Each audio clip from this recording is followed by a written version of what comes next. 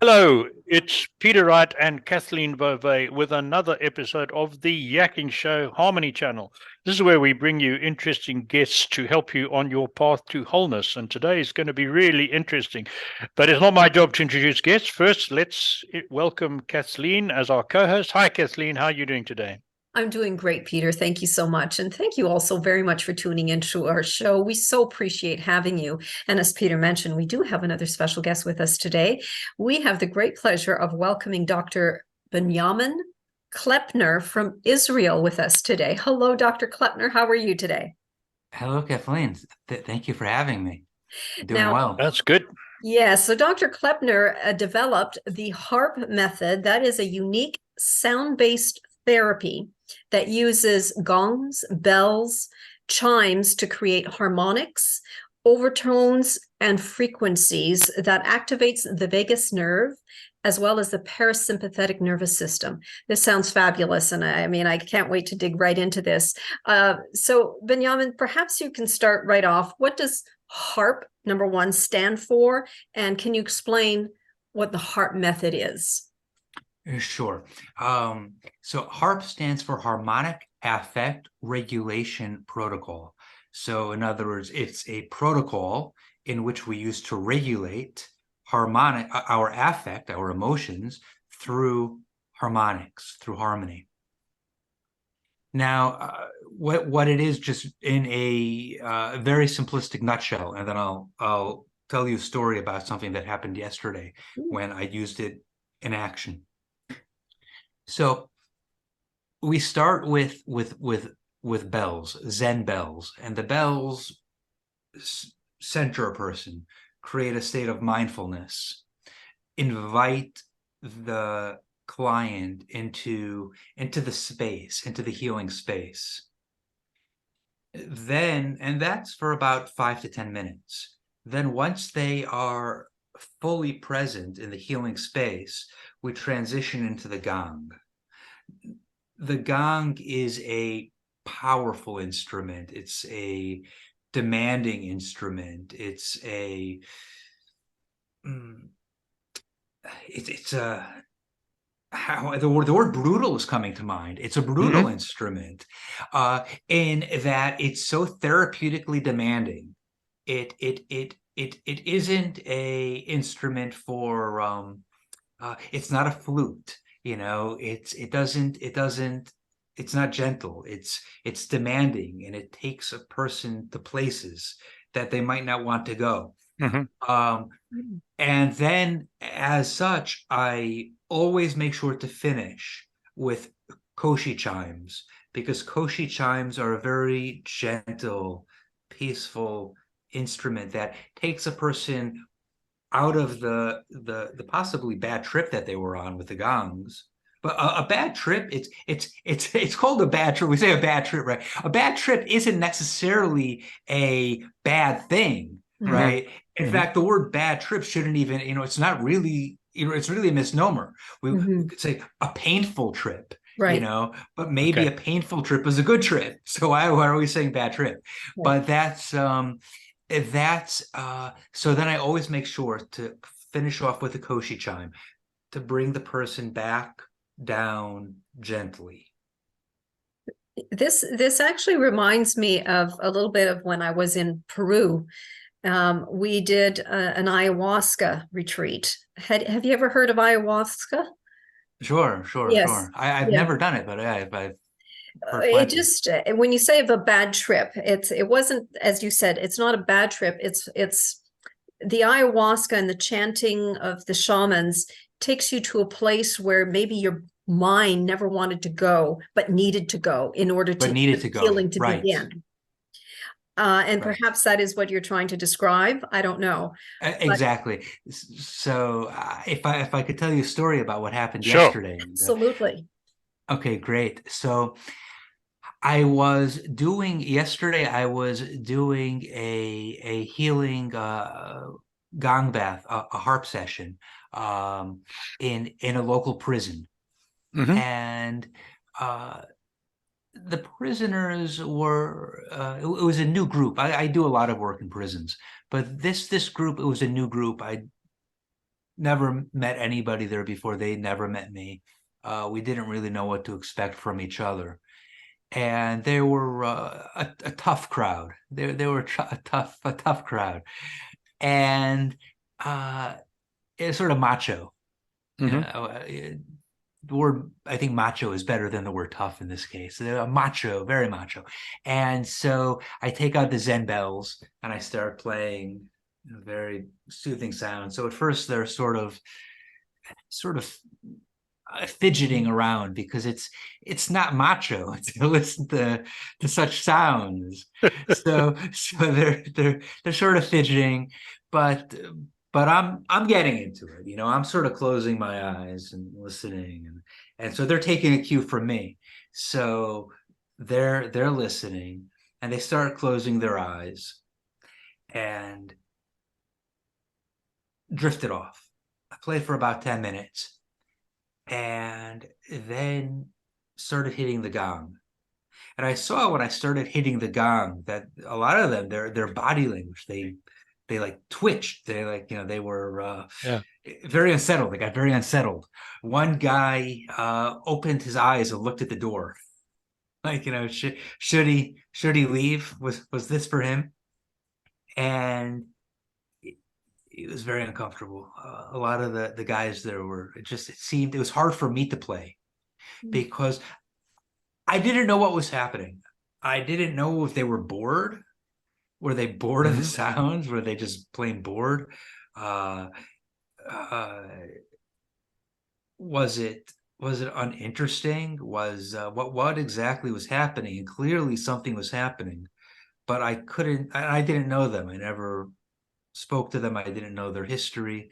So as a group, as individuals, so it was very hard for me to play because clearly there was a discomfort, and I didn't know what the discomfort was or where it was coming from. And maybe it's probably my own lack of self-esteem, but like I just assumed, oh, they're probably bored. They want me to stop them. Uh,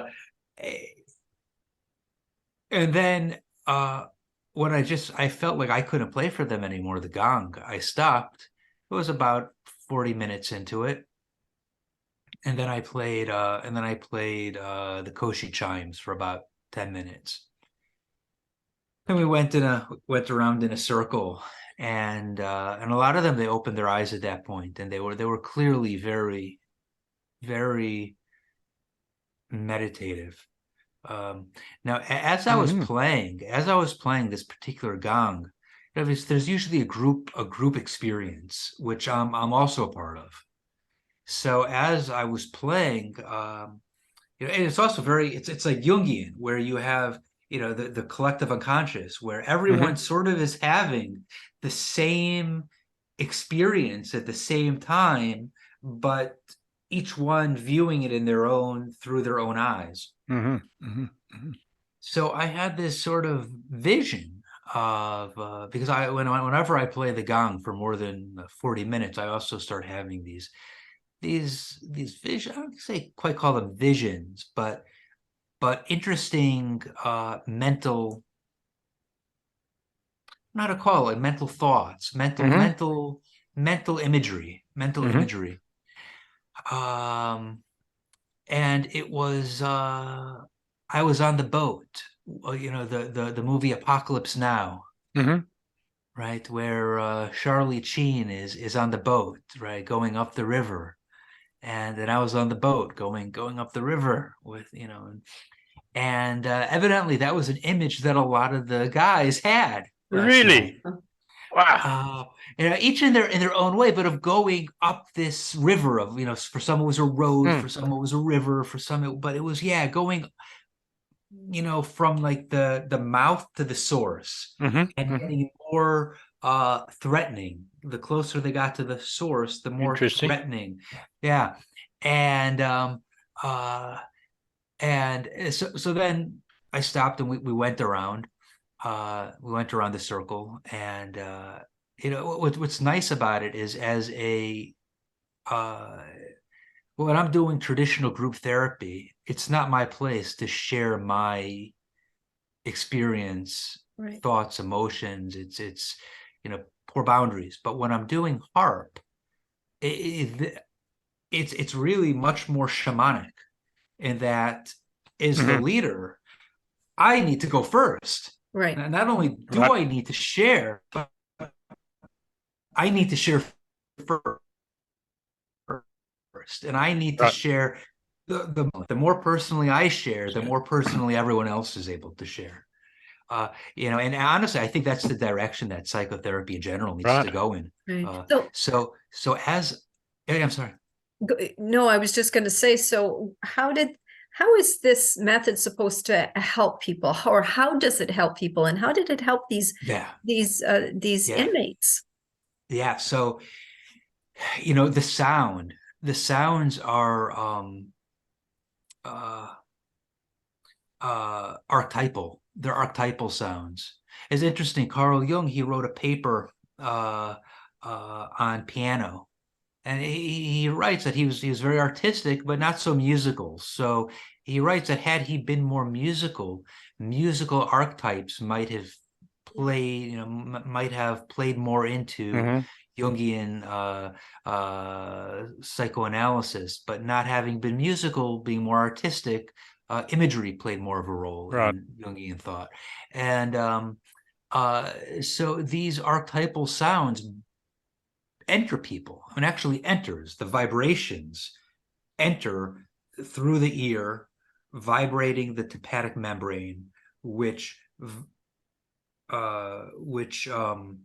vibrates the vagus nerve, and the vagus nerve travels through every major organ of the body, and even besides the vagus nerve, the sound itself penetrates every cell. So the sound, and then of course the sound is archetypal, and the sound takes people to places that they need to go. And for these men, it took them to frightening places, places inside themselves that they needed to confront.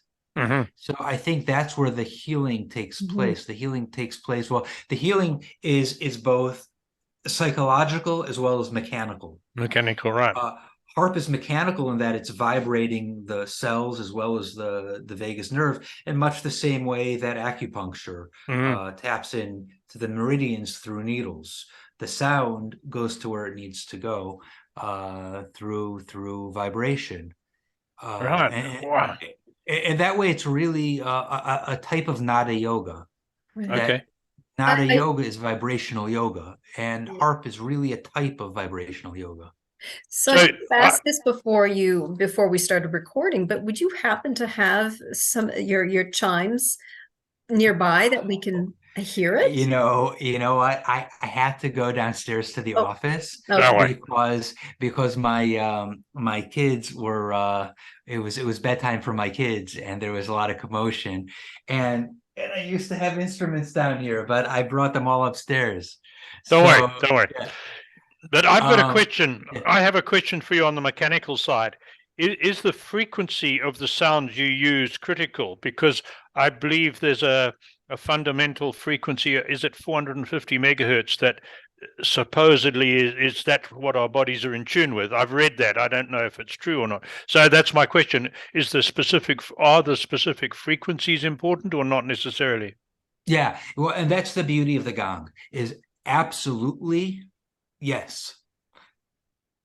But playing those exact frequencies is very difficult to do. Sure. And even if you have an instrument, say a tuning fork, which is tuned to that specific frequency, after a number of times you tap on that tuning fork, well, it's going to be off a little bit. It's not going to be exact. And unless a person's able to tune that tuning fork himself, it's not going to be to that frequency anymore. Right. The beauty about the gong, especially a large gong, what I was playing for them yesterday was a 34-inch German silver gong. Wow. And just a beautiful instrument. And what what I like about that gong is that the mallets, you play it with different mallets and you get slightly different sounds and overtones, and the harmonics change. And the gong itself plays tens of thousands of different frequencies. Okay. So Okay. you're, without knowing what frequency you're playing, you're gonna hit them all. Hit them all. Right. You're gonna hit Okay. them all. I'm with you. So, Kathleen, if I can, I've got another question for you. I can only speak from a history of Christian worship. I don't know anything about Judaism as far as your services go, but in Christianity, in the diocesan mainstream churches, the preferred music is organ music, which has a particular timbre to it, even though it covers a range of frequencies and notes. And would you say that that probably enhances the meditative, contemplative, and perhaps spiritual experience, that type of music? Yeah, the timbre of the organ is so haunting. That there's a Yes. haunting, ghostly beauty to that specific timbre. And well, it's very interesting that you mentioned that, because gongs originate in well, we'll say the East, China, Malaysia, India. They also come from Turkey. I don't know if the Mongolian Empire brought gongs to Turkey. I don't know, but at any rate, the gong itself, especially the gong, the more like Malaysian gong or the Vietnamese gong, that has like a nipple. It has like it's called a boss or a nipple. It's like a flat, and then it has like sort of a round. It's very archetypal looking Vietnamese gong. That has a certain timbre also that was used in largely in meditation. So very similar, very different timbre than the organ, but also similar. Similar, right? Also, they're both metal, very Metal. similar metals, and yeah. Interesting. So, why the vagus nerve? What's so important about the vagus nerve, and why do we get so much benefit if we can stimulate that? So the vagus nerve balances. It balances the. I would look at it like this: you have a seesaw, okay, and you have the sympathetic nervous system, which is fight or flight, fight, flight, or freeze, and you have the parasympathetic nervous system, which is rest and relax, or rest, relax, and digest. Okay. And they're constantly, one goes up, one goes down, one goes up. Now the ideal is a balance. The vagus nerve would be the, what do you call it? The hinge? No, the in the middle of the seesaw, right? The pivot, yeah. The pivot. Yeah. So the vagus nerve would be the pivot in the middle of the seesaw, where everything is balanced on. So the greater, the stronger the vagus nerve, as opposed to a seesaw wherein the pivot is always neutral. The vagus nerve is not neutral. It's a pivot in the center, but the stronger the vagus nerve is, the more it's going to help each side. It's going to give assistance to each side. So when not always do we want, if we're being chased by hyenas, we don't want the parasympathetic nervous system to be the dominant player. We want the sympathetic nerve. And if we are at the beach listening to waves, we want the parasympathetic nervous system to be the dominant player, not to be uptight and restless and focused on our phone, right? We don't want the sympathetic nervous system to be dominant. We want the parasympathetic nervous system to be dominant. So comes along the vagus nerve and really helps us situationally to balance the parasympathetic with the sympathetic nervous system is based on what we need. Most of the time, Right. more times than not, we are not being chased by hyenas. Right. So So there's That's no right. That's right. we are running short on time, so we do have Yeah, we've got to watch our time. we do have a number of questions we'd like to get through to. What kinds of conditions have you seen this help? Oh man, I've so much. I've seen it help. I've seen it help with fibromyalgia. Mm. I've seen it help Mhm. with headaches. I've seen it help with back pain. I've seen it help with a kid. How old was he? I want to say he's 6, and at the time he was 4, a 4-year-old who was having seizures. Oh, wow. Mm. And while it wasn't a permanent fix, it according to his parents, it helped for about 4 or 5 days to keep the seizures away. Wow. Wow. Yeah. It helped with I played for a very dear friend who was nearing the end of his life, and there's nothing the doctors could do, uh, but it helped him to be more restful. It also, Mhm. according to his wife, who was his primary caretaker, she said it relieved some of his what's the word? Some of his uh um uh I don't know, word isn't tension. Anxiety? Anxiety. It's not really, it wasn't really anxiety either, but yeah, some of the aggression, maybe some of that Oh, aggression. okay. It helped to relieve, and also parenthetically, it was at a point where he and his wife couldn't really do much together. Mhm. Uh, but the one thing they enjoyed was I would do harp sessions for them, and they enjoyed sitting on the couch next to each other, Mhm. listening to the sounds. And that was really the last meaningful activity that they were able to do together, Right. is Wow. just Isn't that, listening. And Yeah. yeah, that's that was lovely. beautiful. Yeah. So Yeah. you actually have a certification program that you will teach holistic practitioners on the HARP method so that they in turn can do this with their own clients. How does the That is correct. certification program work? Yeah, so it's about a 6-hour training, Okay. and it's always one-on-one. Oh, So we'll do it maybe in, over the course of an entire day, which I've done. It's a very taxing day for both myself and for the person being trained. mhm. So we'll break it up maybe into a 4-hour session and a 2-hour session, or 2 3-hour sessions. Uh, and we go over the science of harp. And I always like to start with questions. Most people like to finish with questions. So first I have them read the manual that I put together Mhm. and come up with questions. So we start with their Mhm. questions, then we go through the manual, and then we role play. We do a lot of role playing towards the end, Okay. and yeah, yeah. All right. Peter? Good. That sounds interesting.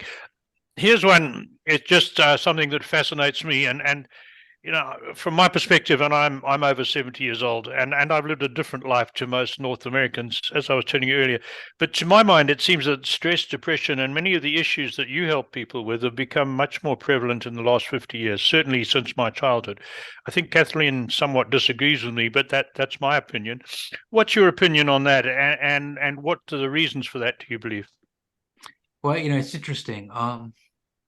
Uh, Having grown up in the United States and having not been back to the States for going on 17 years, I see, I don't have, I see just the hearing reports from my cousins and from family members who've stayed in the U.S. and Canada. There's especially the U.S. There's so much. They're afraid to have their kids walking down the street.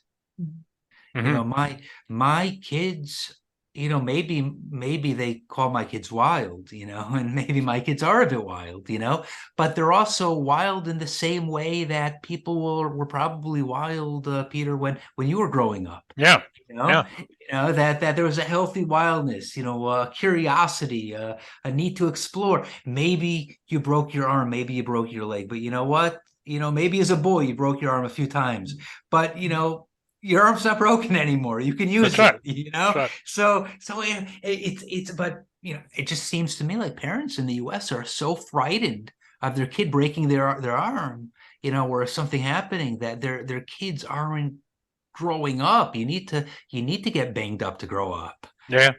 you Yeah. know. I agree. I agree. I agree. So So, go back to you, ahead. Kathleen. No, Well, you. Sure. So, how many sessions should someone have before they start to see the real benefits of the HARP method? You know, Kathleen, that's a really interesting question. I'll tell you why it's interesting. Because I would say, if you're asking me, just, you know, I want to say 16, you know, maybe 32. Okay. I was talking to a very dear friend who I met him. He was a professor of mine in social work school, and we were discussing it. And I realized, you know, nowadays that's way too much. And so I said, you know, I think, you know, 8 to 10 sessions. And he said, no, no. You know, and again, he lives in the US. And he said, no, no, that's way too much. It's a different generation. 6 sessions 6 sessions. is what they can take. Ah, interesting. So yeah, you know, he said after 8 sessions, people are just going to walk away. You know, so I offer 6 sessions, but yeah, I really, you know, if somebody could do 10 sessions, great. 10 sessions, they're going to get a lot. They're going to get a lot less from 6. But you know, Mhm. if these are the times we're living in, you know, where there's so much distraction and attention spans are short, okay, we have to settle for what we have to settle for, and that's going to be 6 sessions. Sure. Right. But you can do that remotely over the internet, like Zoom, or not just in person. Yeah. So, well, what the way it works is, the client listens on their headphones, Mm-hmm. so that they're getting the vibe. They might not be getting the full body vibration that they'd be getting from the gong in person, but they're getting their tympanic membrane is vibrating fully. Right. Right. And in fact, in some ways, you could say it's even more advantageous using headphones, because, like we were talking about earlier, the frequencies, Mm-hmm. the sound engineer that I used for the professional recordings I've done, was able to really, I don't know what he did exactly, but you know, he was able to like take the film off of the, you know, you have film on soup, right? He was able to like Yep. take off the, you know, evidently when sound is recorded, there's this film, you know, I'm not a sound engineer. I don't I know understand. I know exactly what you're saying, and that's why people are going back to vinyl records instead of digital music, because Right. the sound is deeper, or the film is not there. Right. So Yeah. Right. he was able to get it off. He was able to get it off. Oh, good.